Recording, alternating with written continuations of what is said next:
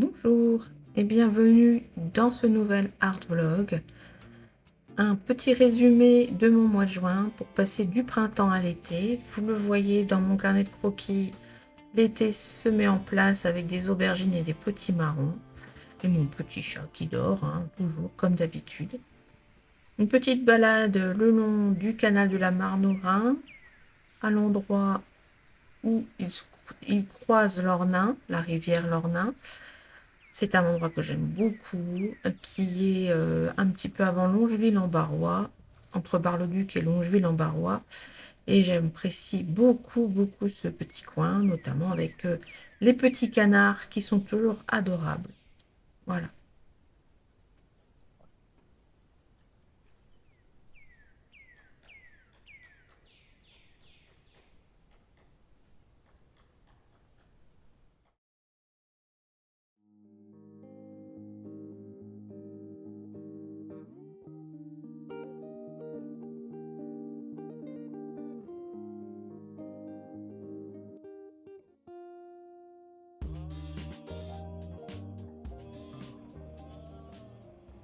On se retrouve pour le côté printemps de cet art vlog avec le dessin de Lila dans mon carnet de croquis. Ce dessin est effectué avec des feutres donc, qui sont toujours à l'encre de Chine, qui sont du coup résistants à l'eau. Je ne savais pas trop quelle technique j'allais utiliser pour colorier les lilas, donc j'utilise toujours ces feutres qui me permettent d'être tranquille, voilà, tout simplement. Parce que j'utilise plus tard de l'aquarelle ou un autre médium, je sais que le feutre en dessous ne va pas bouger. Et ça, c'est vraiment important en fonction de la technique que vous utilisez. Donc, je prends toujours mes feutres à l'encre de Chine pour faire mon dessin. Cette fois-ci, je vais après utiliser pour coloriser une autre méthode. J'ai pas mal dans mes tiroirs qui traînent des feutres pour enfants. Et j'ai décidé de tester un petit peu ce que ça pouvait donner et j'en suis plutôt contente. J'ai utilisé différentes couleurs, un rose et un violet. Et c'est vrai que j'ai pu les fondre facilement. Et ça, j'ai été un peu scotchée parce que les mines ne se sont pas assombries, n'ont pas pris le pigment de l'autre côté. Et c'est vrai que les mélanges ont été finalement, les fondus ont été faciles. Donc le rose plus clair, c'est quand j'ai mis une seule couche du feutre rose. Les bleutés violets, c'est quand j'ai fait les cœurs avec le feutre. Et puis les prunes, c'est quand j'ai remis une couche de rose que j'ai un peu fondu avec le cœur violet. Donc j'étais plutôt contente du résultat. Voilà, donc ensuite j'ai décidé de faire les feuilles en gris pour que l'association de couleurs soit se me plaise bien, hein. Je sais que les feuilles sont vertes, mais le gris et le rose prune, ça va aussi très bien ensemble. Et ça fait un petit effet que j'aime bien, un petit effet dessiné que j'aime beaucoup.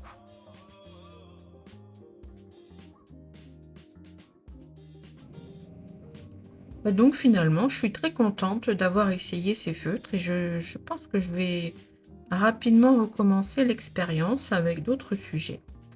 Je vous en prépare d'ici là.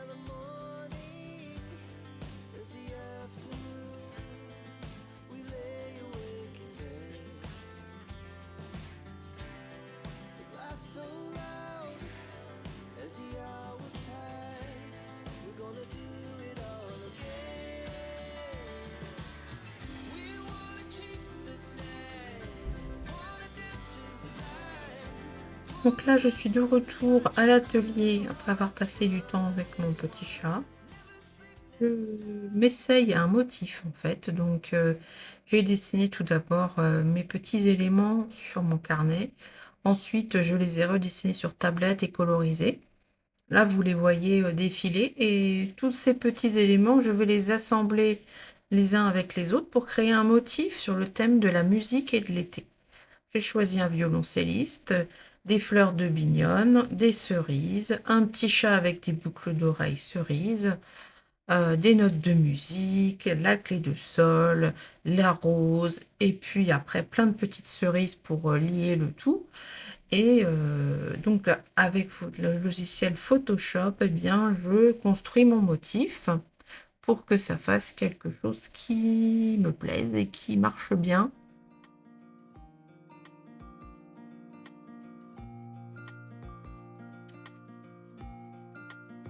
Je vous montre ici ma dernière aquarelle qui est fraise fleurie, qui est toujours disponible sur ma boutique. C'est une petite aquarelle en format 12 par 17 qui permet d'avoir des prix qui ne sont pas trop élevés.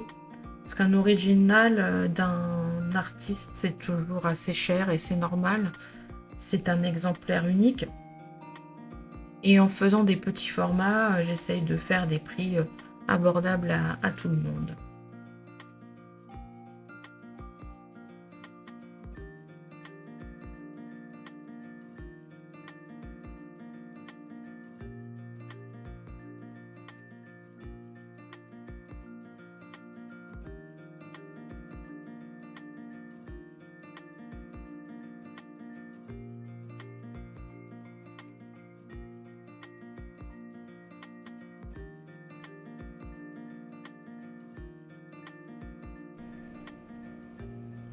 Donc, après les lilas, les motifs sur le thème de la musique et de l'été, les petites fraises, eh bien on continue avec l'été. Ça y est, il est installé. Et donc je fais un dessin pour une affiche qui me servira pour moi-même, donc pour des ateliers que je veux mettre en place dans ma région. Et donc du coup, je fais des potimarrons. Vous allez voir des fleurs de géranium lierre, vous allez voir des tomates cerises, des cerises. Alors les cerises, hein, c'est quelque chose. Et du coup, donc, je vous mets les images du dessin et puis ensuite de l'aquarelle. Je me suis servi donc de ce dessin aquarellé pour faire ensuite une affiche à distribuer ensuite à différents endroits. Et cette aquarelle, donc je l'ai scannée, elle est en format A3, mais je l'ai quand même scannée et modifiée sur Photoshop pour pouvoir l'utiliser. Toujours lorsqu'on scanne une aquarelle, il y a beaucoup de nettoyage à faire parce que la peinture aquarelle n'est pas forcément évidente à scanner, donc il faut reprendre élément par élément pour nettoyer le grain du papier, nettoyer les petites, euh, les petites taches de peinture qui n'ont pas lieu d'être, qui sont dans le blanc, les petits pigments qui sont dans le blanc et qui n'ont pas lieu d'être. Donc ça demande un fort travail après, une fois que le scan a été fait. Bah, dites-moi en commentaire si vous souhaitez que j'aborde ces sujets-là avec vous, parce que c'est vrai que je veux bien vous montrer ma pratique traditionnelle hein, avec l'aquarelle, tout ça, parce que c'est vrai que c'est quelque chose qui est plus facile à filmer et puis j'aime beaucoup. J'ai toujours fait en traditionnel. J'ai mis l'outil numérique pour en plus, mais c'est vrai que je le maîtrise maintenant très bien. Mais c'est vrai que le traditionnel est très très important pour moi. Mais si vous le souhaitez, je peux faire un petit tuto, comment on utilise, comment on nettoie une aquarelle après l'avoir scannée, des choses comme ça. Si vous êtes intéressé, dites-le moi en commentaire. Donc là, je vais vous laisser avec le reste du dessin, des petites balades entre-temps, et puis ensuite l'aquarelle de ce dessin. Et vous verrez comme ça la touche finale. Voilà, à tout à l'heure.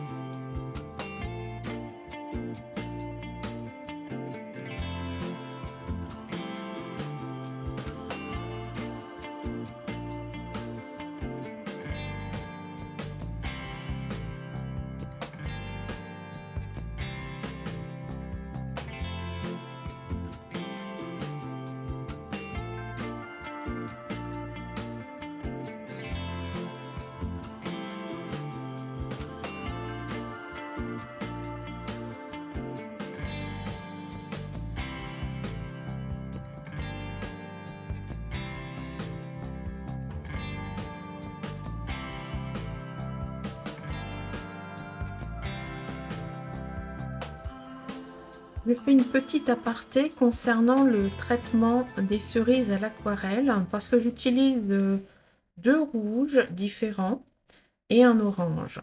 J'utilise une laque Garance foncée pour faire le rouge plus foncé au départ. Donc je l'ai énormément dilué pour pouvoir avoir une première couche. Je rajoute par-dessus aux endroits des blancs l'orange.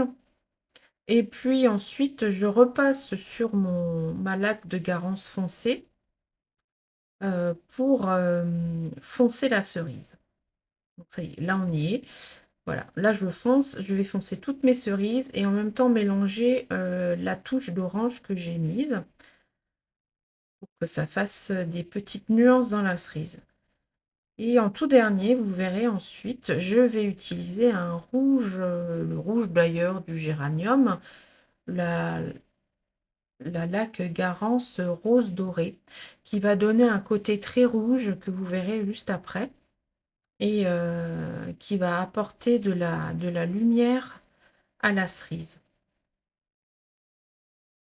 Voilà, c'est ce rouge-là dont je vous parle. Je travaille vraiment dans l'humide pour que ça se marie de façon à de très douce. Je n'ai pas fait ça sur les tomates, par exemple. Là, j'ai voulu vraiment que ce soit vraiment quelque chose de très doux.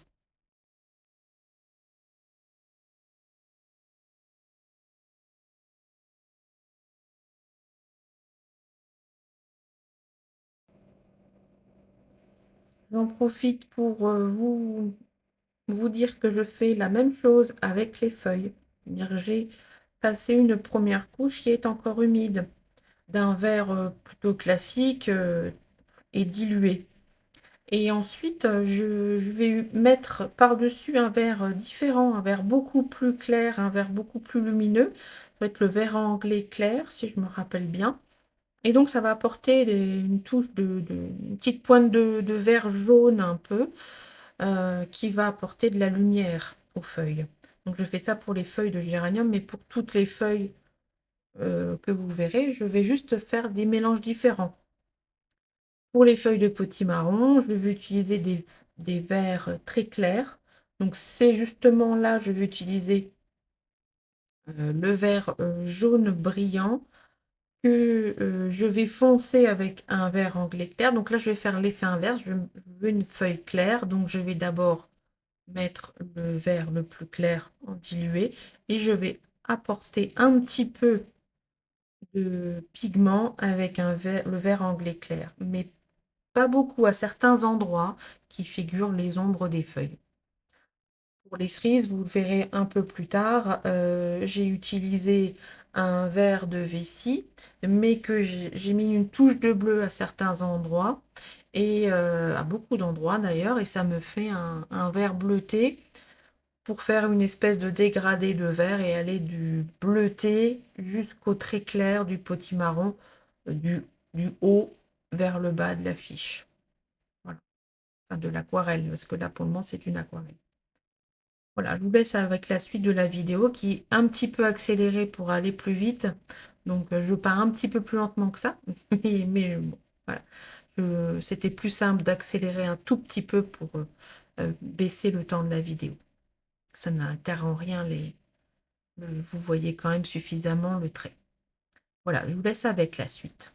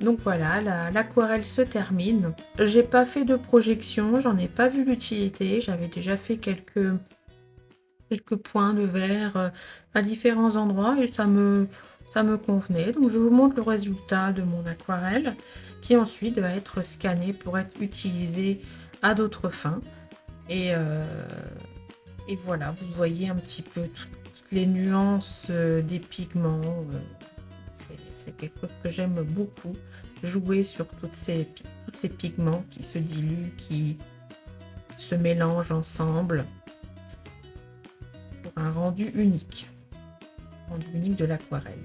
Alors je vous remercie d'avoir suivi cet art vlog pour passer du printemps à l'été avec moi. Je vous remercie de tout cœur. Abonnez-vous, likez, partagez, commentez la vidéo. Dites-moi si vous voulez que je vous fasse des tutos plus sur Photoshop. Et puis je vous laisse avec quelques images de balade. Et merci encore de votre fidélité. À bientôt.